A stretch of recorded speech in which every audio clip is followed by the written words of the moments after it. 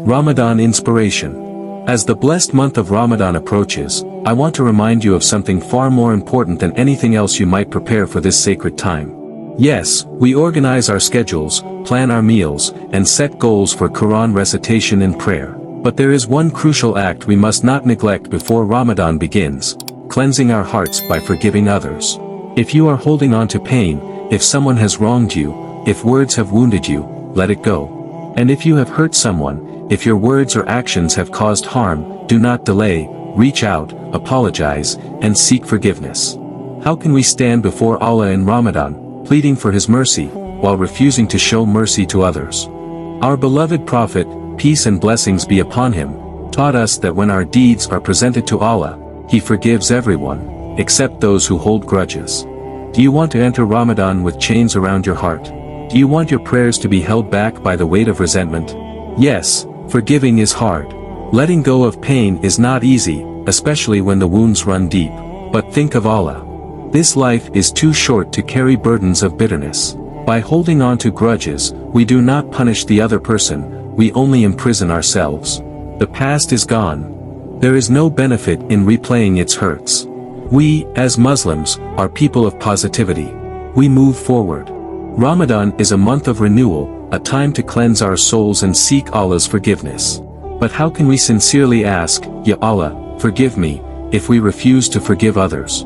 Our Prophet, peace and blessings be upon him, said, show mercy to others, and the most merciful will show mercy to you.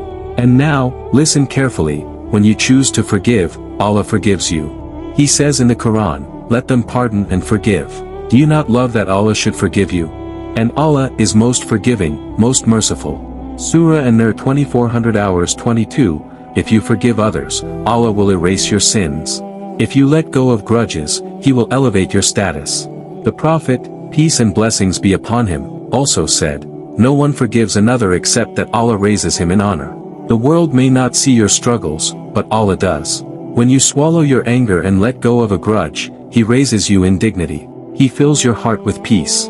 Have you ever noticed that those who hold on to grudges are never truly happy? Their hearts remain heavy, their minds restless. But when you forgive, Allah replaces your pain with tranquility. One day, the Prophet, peace and blessings be upon him, pointed to a man and said, this is a man from paradise.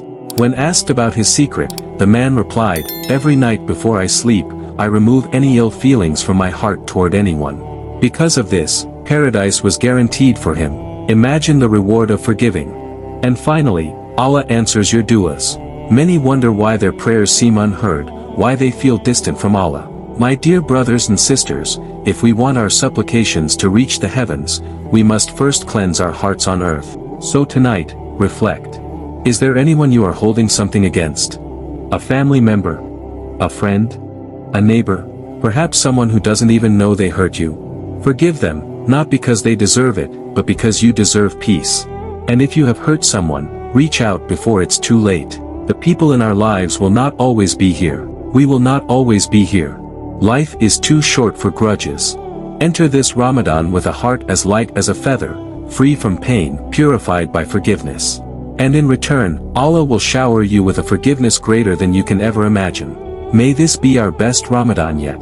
Ya Allah, cleanse our hearts, help us forgive, and forgive us as we forgive others.